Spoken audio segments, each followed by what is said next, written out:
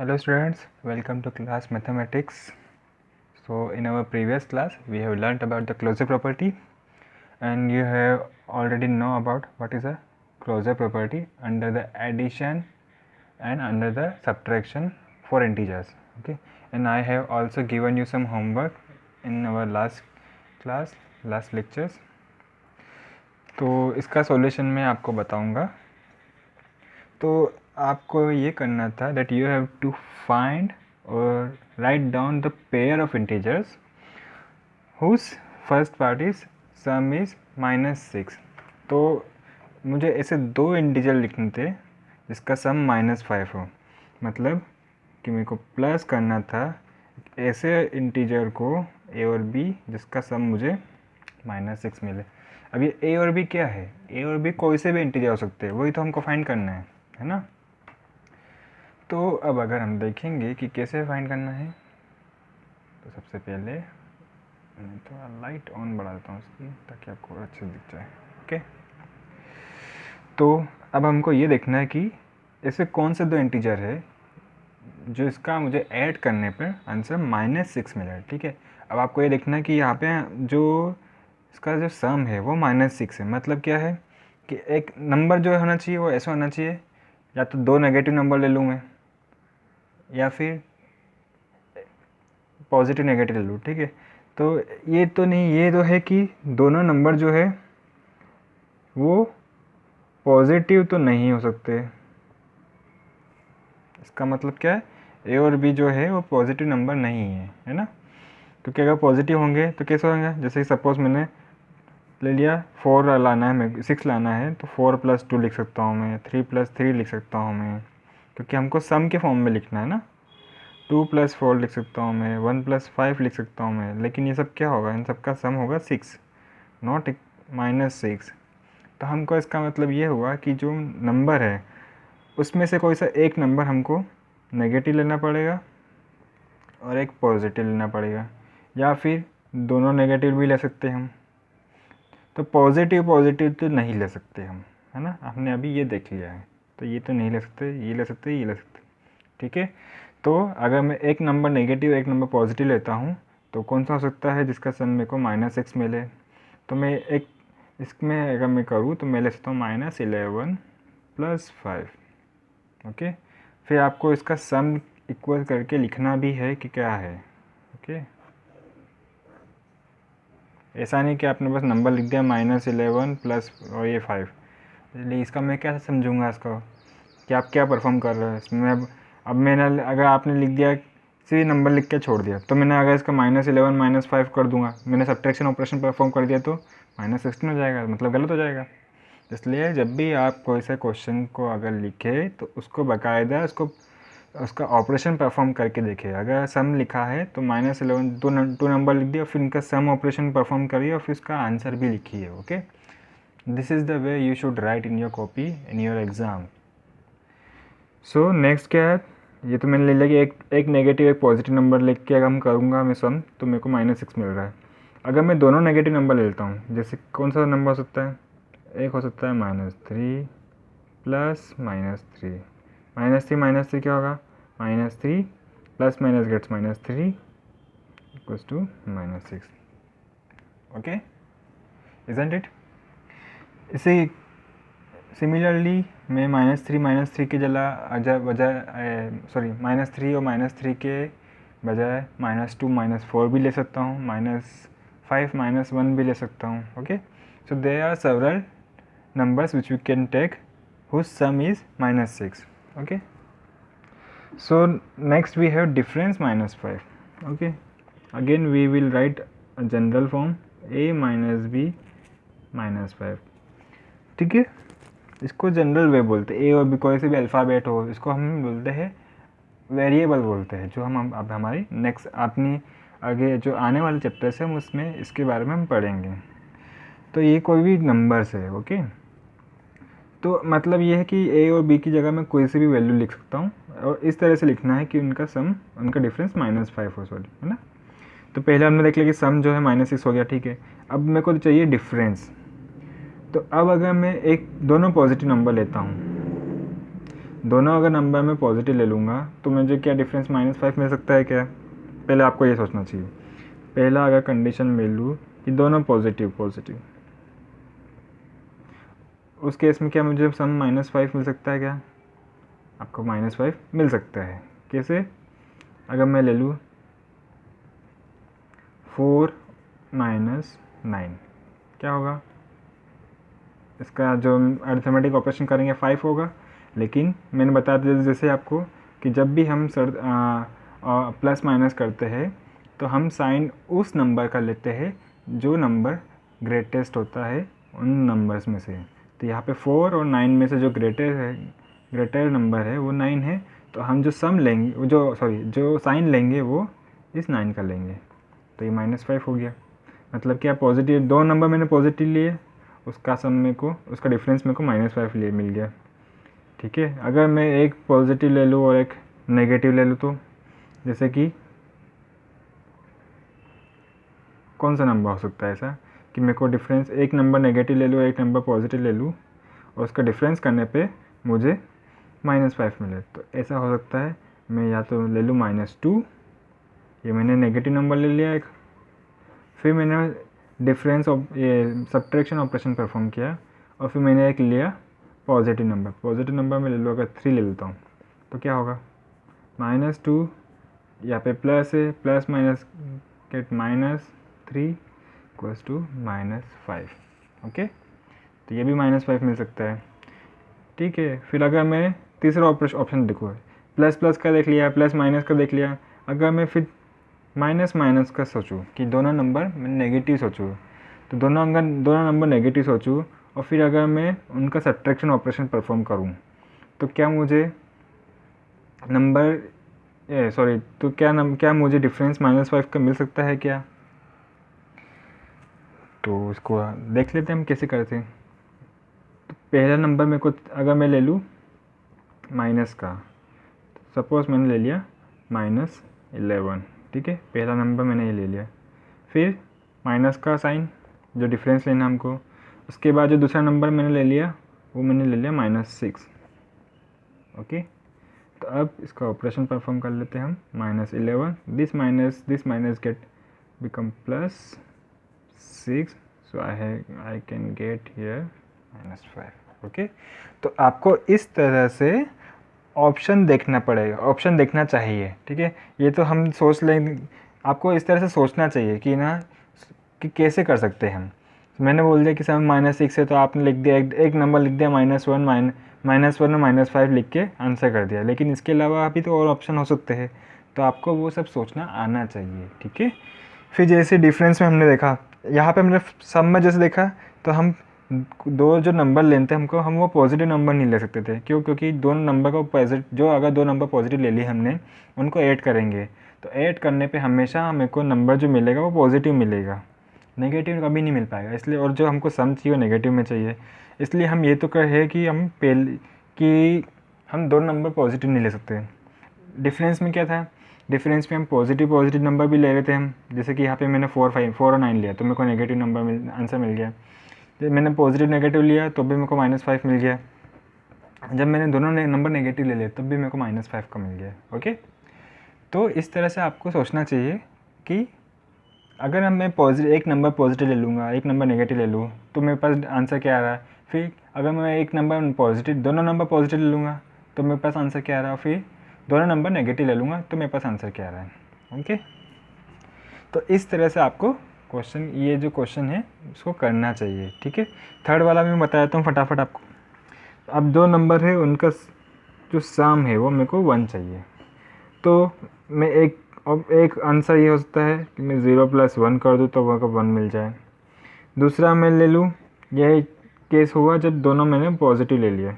दूसरा मैं एक पॉजिटिव और एक नेगेटिव ले लूँ और फिर परफॉर्म करूँ सम, तो क्या हो सकता है? मैंने ले लिया एक नंबर पॉजिटिव जो 4 हो गया, फिर मैंने सम परफॉर्म किया। दूसरे नंबर को मैं नेगेटिव ले लेता हूँ क्योंकि हम इंटीजर्स की बात कर रहे हैं, इंटीजर्स नेगेटिव भी हो सकता है।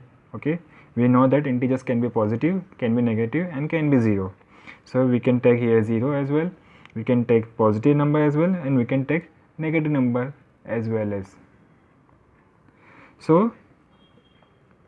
if I take a negative number, I can take a negative number minus 3 here, then this 4 plus minus get minus 1 minus 3, so I am getting here 1.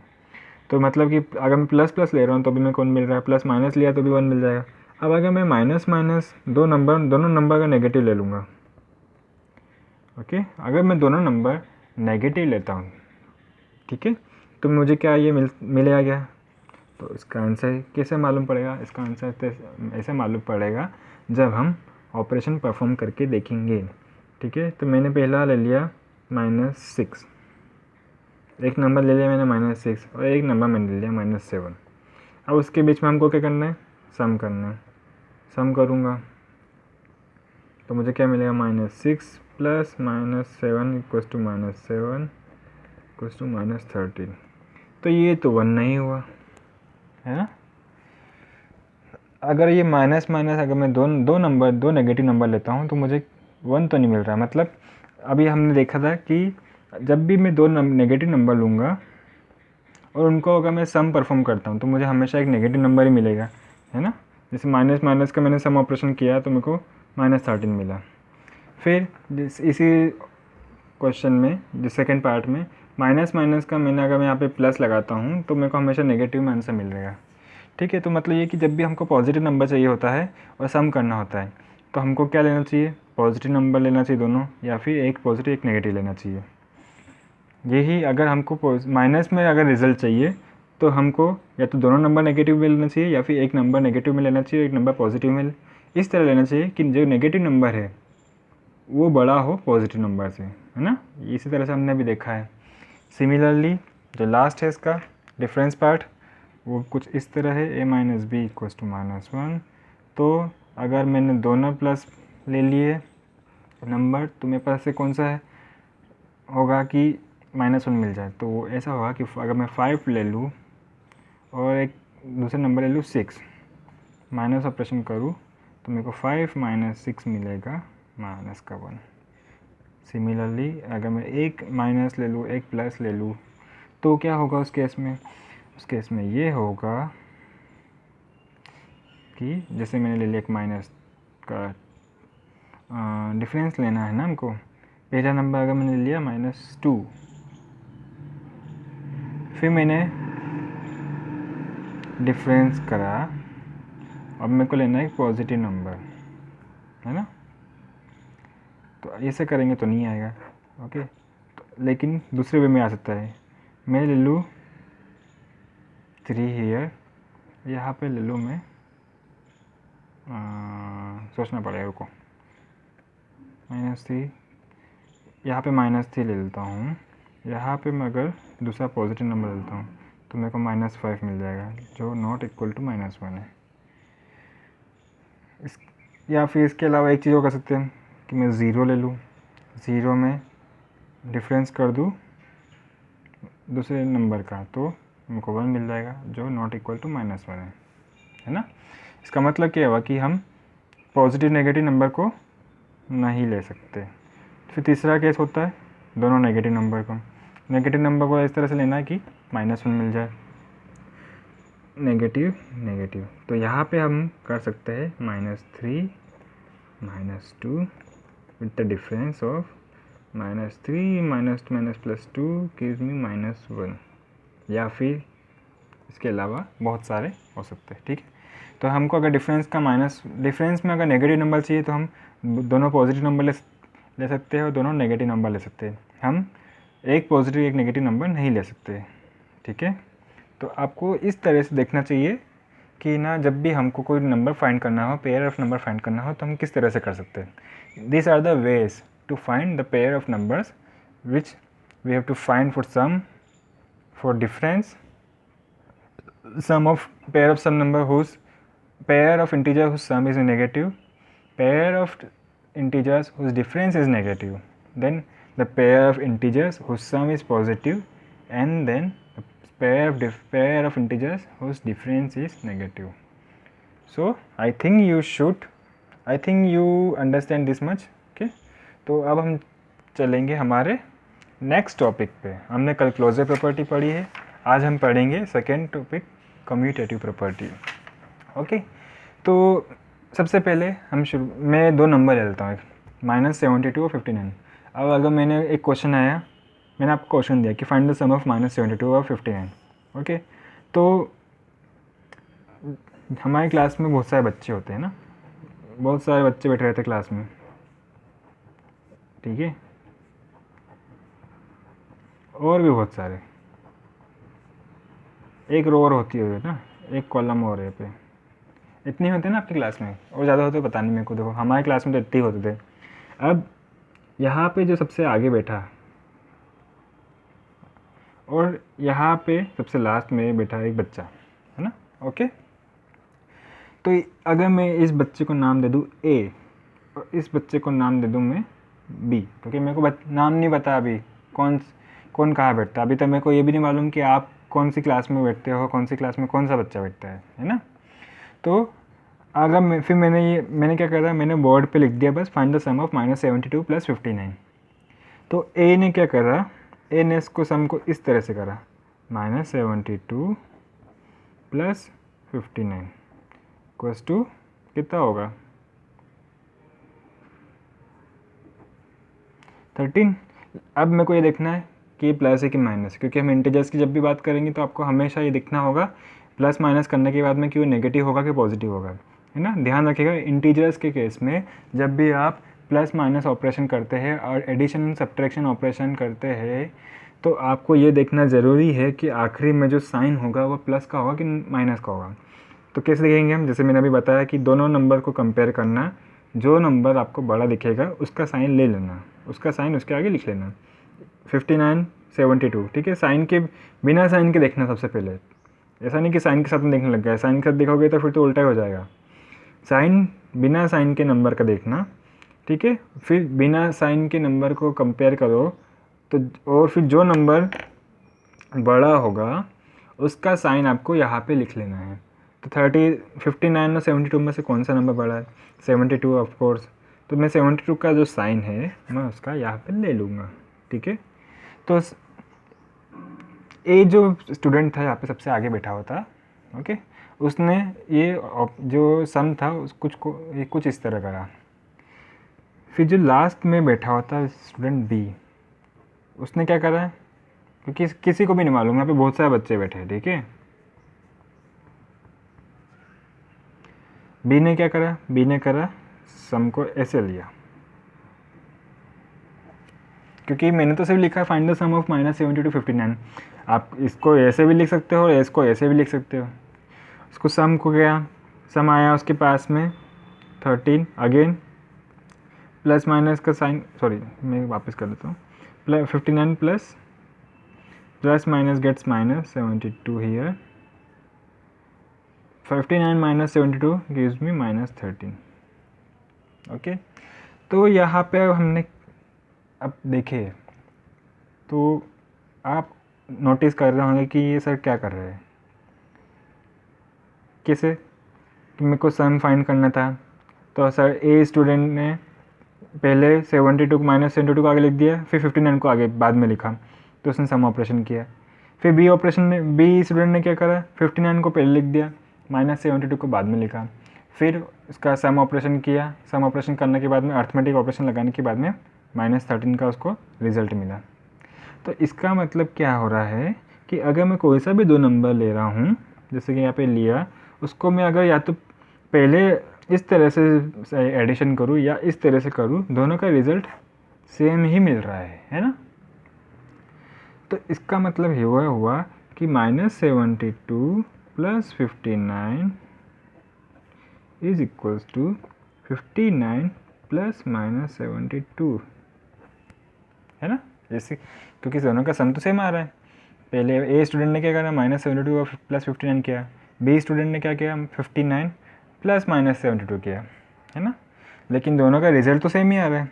तो इसका मतलब इसका हम ये कंक्लूजन निकाल सकते हैं कि जब भी हम एडिशन ऑपरेशन परफॉर्म करते हैं, एडिशन ऑपरेशन परफॉर्म करने में, 2 नंबर का एडिशन ऑपरेशन परफॉर्म करने में हम उसका जो ऑर्डर है वो उसमें मैटर नहीं करता है, ठीक है।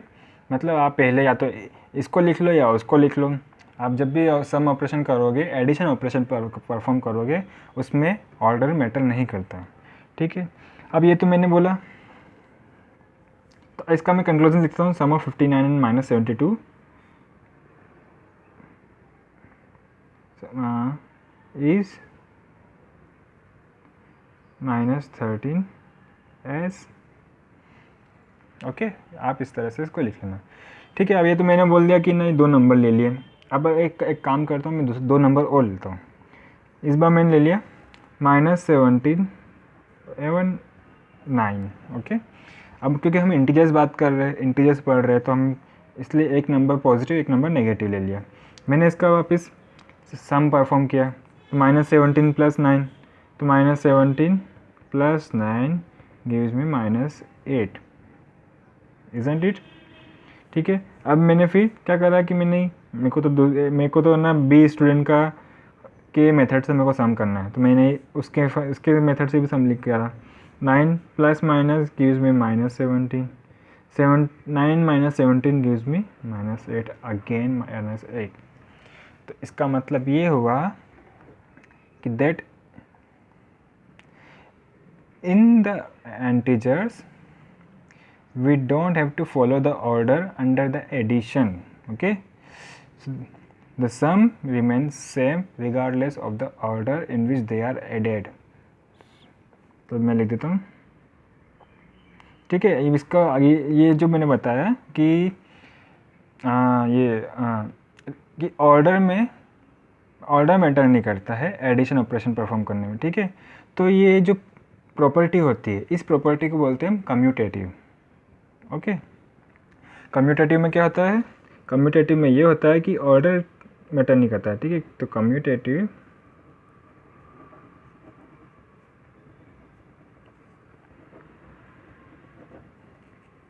ओके, यहाँ पे लिखना होगा in commutative property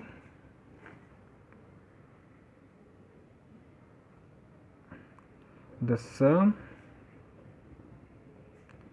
of 2 integers are same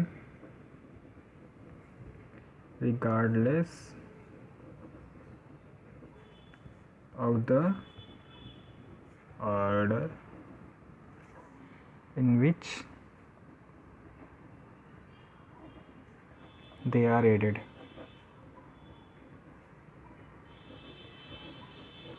ठीक है। अब अगर इसको मैं जनरल फॉर्म में लिखता हूँ, ठीक है, ये तो मैंने नंबर्स के फॉर्म में लिखता हूँ, लेकिन अगर ऐसा तो बहुत सारे नंबर होते हैं, तो मैं कितने नंबर का लिखूँगा। सो in general a + b = b + a, ठीक है। तो a अगर मैं यहाँ पे देखूँगा -17 और 9 में, तो a मेरा -17 है, b जो है वो मेरा 9 है, ठीक है। फिर अगर मैंने इसका दूसरे ऑर्डर में ले लिया, 9 + -17, तो 9 क्या था मेरा, b था, तो b यहाँ पे, -17 क्या था मेरा, a था, तो a यहाँ पे, ठीक है। तो अगर हम इसको बोलते हैं दैट एडिशन इज कम्यूटेटिव।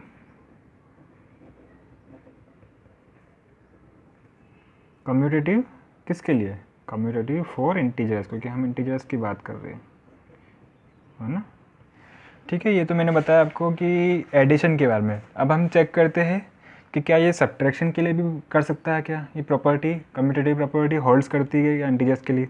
तो मैंने ले लेता हूँ 2 इंटीजर 10 और -7, अगेन माइनस के लिए मैंने, क्योंकि हम इंटीजर की बात कर रहे हैं, ध्यान रखना। अगर मैं दोनों पॉजिटिव नंबर ले लूँगा तो फिर वो होल नंबर हो जाएगा, होल नंबर भी इंटीजर भी हो सकता है, ऐसा नहीं है, होल नंबर हो जाएगा, नेचुरल नंबर हो जाएगा, ठीक है। तो अभी हम इंटीजर की बात कर रहे हैं, तो मेरे को एक नंबर नेगेटिव लेना चाहिए, ठीक है। तो मेरे को इन दोनों का सब्ट्रैक्शन ऑपरेशन परफॉर्म करना है, तो मैं क्या करता हूँ, पहले करता हूँ 10 - 7, तो 10 माइनस माइनस हो जाएगा प्लस, तो ये हो जाएगा 17, ठीक है। दूसरी बार मैं करता हूँ कि -7 को पहले लिखता हूँ, फिर मैं सम ऑपरेशन करता हूँ, तो क्या होगा, -7 - 10, तो ये हो जाएगा माइनस माइनस का 17। तो इसका मतलब क्या हुआ, क्या ये दोनों सेम है? नहीं, सेम नहीं है। क्यों? क्योंकि यहाँ पे माइनस साइन है, यहाँ पे नहीं है। तो इसका मतलब क्या हुआ, this implies that 10 minus minus 7 is not equals to minus 7 minus 10। और अगर मैं इसको जनरल फॉर्म में लिखूँगा तो क्या लिखूँगा, जैसे यहाँ पे हमने a plus B equals B plus A लिखा था, तो हमने यहाँ पे एडिशन किया था। अब एडिशन की जगह मैं माइनस कर देता हूँ, तो a minus B is not equals to b minus A, isn't it? क्योंकि ये तो दो कोई से भी नंबर हो सकते हैं, मैंने तो सिर्फ 10 और माइनस 7 को लिया है। ऐसे तो बहुत सारे नंबर होते हैं इंटीजर्स, तो हमको मालूम नहीं है, मालूम भी है। सो अब इसका कंक्लूजन मैं ये लिखूँगा, therefore subtraction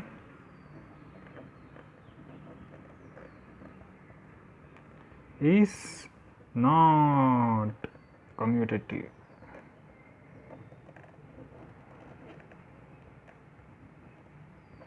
Commutative for what? For integers.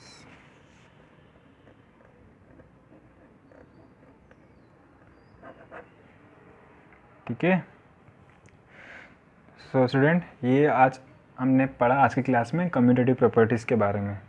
तो आज की क्लास में यहीं पे रोकता हूँ। I think we should stop here. So in our next class, और I should say in our next period, we will learn about the associative property. okay, so उससे पहले अब जो मैंने लास्ट लेक्चर में एक टास्क दिया था आपको, कि जिस स्टूडेंट के मुझे सबसे ज़्यादा होमवर्क मिलेंगे कब, जब हमारा स्कूल ओपन होगा। मतलब कि अभी तक जितने भी स्टूडेंट हैं उनके होमवर्क मेरे को सबसे ज़्यादा मिलेंगे स्कूल ओपन होने तक के लिए। तो मैंने उस स्टूडेंट को मैंने ट्रीट देने के लिए मैंने आपको कहा था, ठीक है। लेकिन अब ये हुआ कल की 2 दिन से मेरे पास स्टूडेंट्स के फ़ोन आ रहे हैं, मैसेजेस आ रहे हैं कि सर अभी तक हमको बुक्स नहीं मिल पाई, इसलिए हम अभी तक पढ़ना स्टार्ट नहीं कर पाए, आपके वीडियोस नहीं देख पाए क्योंकि हमारे पास इंटरनेट कनेक्शन नहीं था।